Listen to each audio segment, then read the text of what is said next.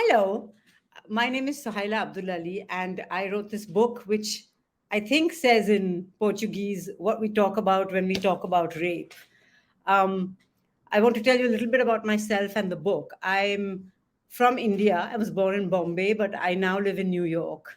And this all began more than 40 years ago when, as a teenager, I was gang raped and nearly murdered in India.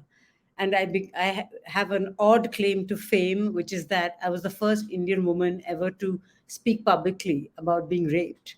But that was a very long time ago. And since then, I feel like I have gone from being a victim to an expert.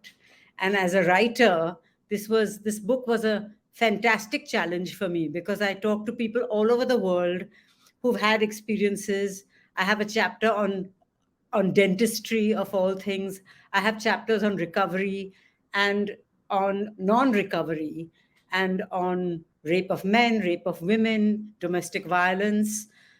I think for me, the main reason for writing this book, which I wrote before the whole Me Too movement happened, or I wrote during that, is that I feel like in the world, all of us, women, men, feminists, non feminists, we don't really know how to talk about rape. We either make it really big, like it's so huge that if you tell me this has happened to you, I feel that you're as good as dead and that you can't possibly recover and that life has ended.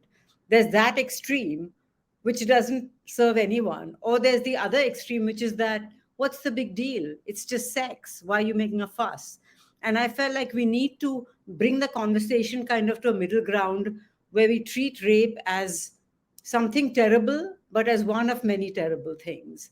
And also that we treat rape as not something that I have done or woman has done or something that just happens like the weather. It's a choice. Rapists make a choice to rape. And I firmly believe that we can make a choice not to rape. And we don't have to have this terrible thing happening to us in the world.